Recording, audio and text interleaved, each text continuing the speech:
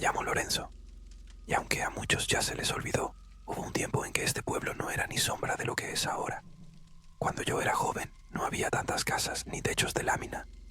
Donde hoy hay bardas y calles pavimentadas, antes había huertas, polvo y árboles que te daban sombra todo el camino. Las tardes eran lentas y el silencio no asustaba. Era parte de uno. No usábamos autos, casi nadie tenía. Todo era a pie, en bicicleta o en caballo.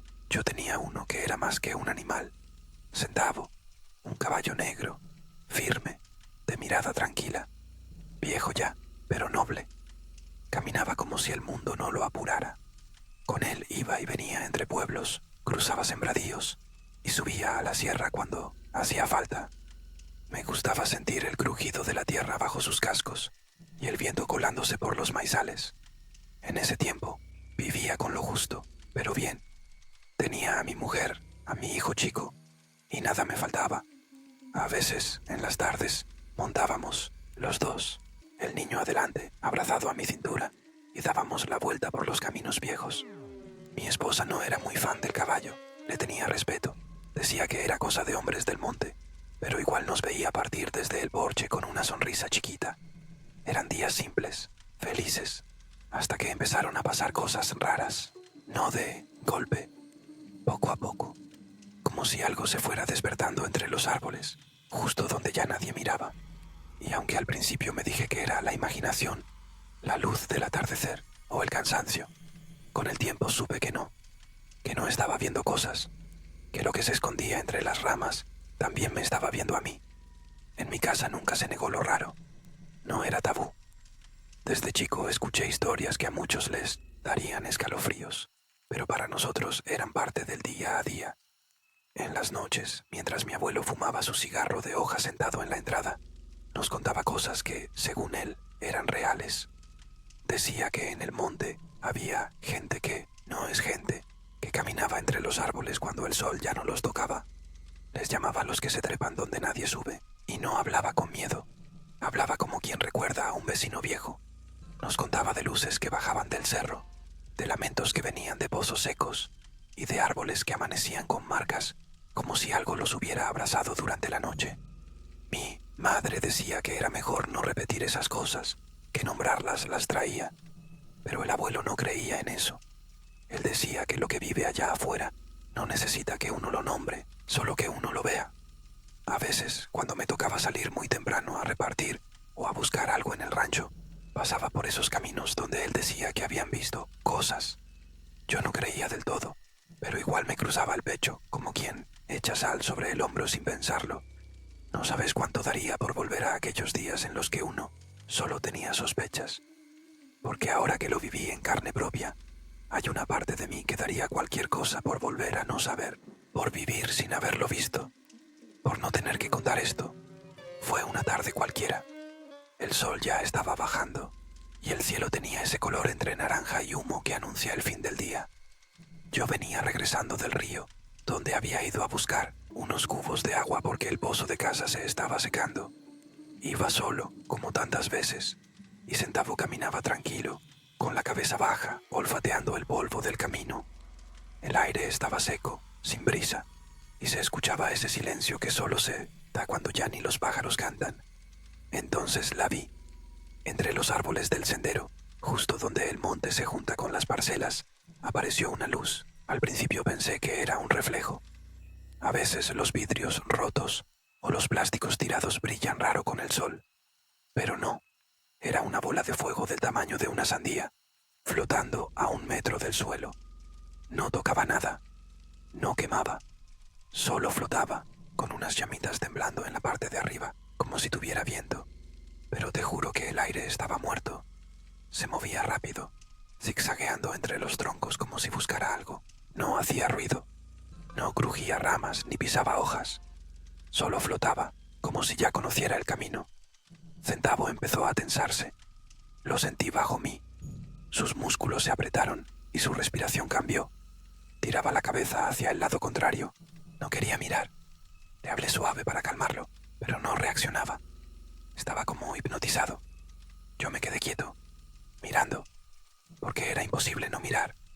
Esa cosa parecía viva, pero no humana. No era fuego común. No era linterna. No era explicación fácil.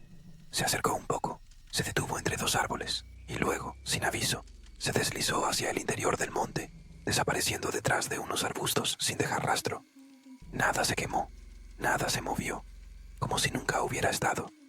Esa fue la primera vez que lo sentí de verdad, que lo que nos rodea, lo que uno cree conocer, no siempre es todo lo que hay. A partir de ese día, cada vez que entraba al monte, ya no iba igual. Una semana después de haber visto aquella luz, me tocó hacer un encargo a San Vicente, un pueblo a unos kilómetros al norte. Mi esposa vendía carne de puerco y a veces yo le ayudaba llevando pedidos. Ese día, como siempre, salí temprano con Centavo. El cielo estaba claro y el aire, aunque frío, no tenía esa pesadez que a veces se mete en los huesos. Me gustaba salir a esa hora, cuando el mundo todavía no se ha despertado por completo. Al regresar, ya con la bolsa vacía y el sol bajando otra vez, decidí tomar el camino viejo. Un atajo entre árboles, sin pavimento, sin casas, sin postes. Lo usaba menos gente, casi nadie ya, pero para mí seguía siendo el mejor. Era más corto, más fresco, y conocía cada curva de memoria. Desde el primer tramo noté que algo era distinto. No sé si era el silencio o el aire espeso, pero se sentía más cerrado, como si el monte se hubiera encogido. Las ramas colgaban más bajas y los árboles parecían más apretados. Centavo iba lento, atento, con las orejas tiesas. Yo intenté no sugestionarme. Pensé que sería el cansancio, o simplemente la hora. El sol aún no se ocultaba, pero la luz ya era tenue, como si algo la filtrara. A medio camino, justo en una curva donde se abre un claro, vi algo raro. Al costado derecho del sendero, entre un árbol viejo y una piedra grande, había un bulto oscuro. Me pareció una bolsa, o tal vez un costal abandonado, de esos que se quedan después de una cosecha. No le di importancia, pero mientras me acercaba, noté que no era ningún costal. Tenía forma de persona. Estaba agachado, como si se preparara para saltar, o como si estuviera acechando. Lo más extraño, no estaba en el suelo. Estaba trepado en el árbol, a poca altura, como si se hubiera subido sin esfuerzo, sin ramas que ayudaran. Solo ahí, agazapado, Centavo se detuvo solo. Yo no le tiré de las riendas. Él lo sintió, y yo también. Me detuve por completo. El caballo resoplaba, nervioso, y yo también empecé a notar cómo la garganta se me cerraba, como si algo me avisara que no dijera ni una palabra. Miré mejor. Aquello seguía agachado, inmóvil, casi pegado al tronco del árbol. Al principio, quise convencerme de que eran ramas, hojas secas, tal vez una manta colgada. Pero no, había forma. Tenía cabeza, torso, brazos, y estaba de espaldas. Le hablé, con voz firme, pero baja. Buenas tardes. Nada, ni un movimiento. ¿Todo bien? ¿Necesita algo? Seguía sin responder. Yo ya no quería acercarme más. Estaba a menos de 5 metros y me parecía suficiente. Fue entonces cuando giró la cabeza. No el cuerpo, solo la cabeza. Lo hizo despacio, como si cada vértebra le doliera. Y me miró. No le vi los ojos, porque la cara estaba entre sombras, pero yo sentí esa mirada clavarse en mi pecho. Me quedé helado. No sé cuánto tiempo pasé así, sin moverme. Centavo bufaba, cada vez más alterado. De pronto, el bulto se enderezó levemente, sin bajar del árbol, sin cambiar de postura. Fue ahí cuando algo en mí se rompió. Le di la vuelta al caballo sin pensarlo. No me importó el camino, ni si dejaba caer algo. No miré atrás.